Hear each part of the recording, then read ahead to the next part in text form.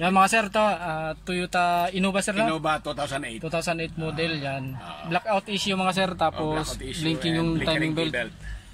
Tapos pag mainit na sir, gumagana siya, no? Pag naka-travel na ako ng mainit, hindi lang naman lagi naman na ano, kumisan kahit na 100 kilometro na ako, matagal pa rin. Matagal pa rin. Oh. Isang after 2 days, saka pa lang siya. Saka gagana. Ano. Tulad nun, nag-travel ako ng ay, sorry. Tawag ito, ng Aurora, ang tagal. Yan. Mahirap kasi magtansa din ng gasolina. Di ba? Ayan, mahirap yan sir, importante yan eh. Yan, importante kasi ang ano, yung gas, fuel at saka yung temperature. Oo, yan ang habol ko dyan. Yung speedometer, hindi ko na masyadong ano yan eh. Oo. Yung RPM, hindi mo naman pansin. Kung tansado mo naman yung takbo eh. Oo, yung RPM naman tsaka ano, tansado mo na yung speed mo eh. Yan. Pero yung temperature at saka yung ano, yung fuel, ito talaga importante. Yan ang importante. Yan mga sir, nagana yan mga sir, pero wala, kahit ano may hindi na-andar yan. Araw na naman yan bago siya andar uli. Yan, buksan natin mga sir para maayos na. Sige.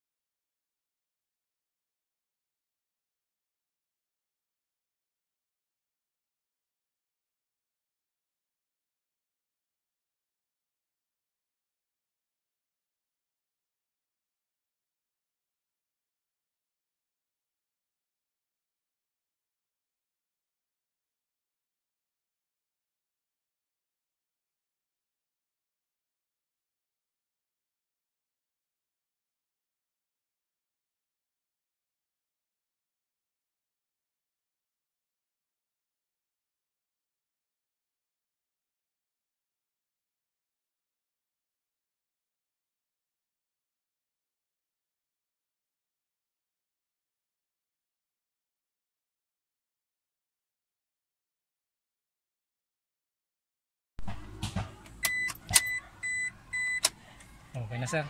Ayos na. Malinaw ba yung ilaw nito sir? Maliwanag pala. Oo. Maliwanag. Yan, okay na mga sir, yung ano, yung panel gauge na sir. Toyota Innova na blackout issue, tapos blinking yung timing belt. Yan, okay na, start natin sir. Neutral sir na? Yun.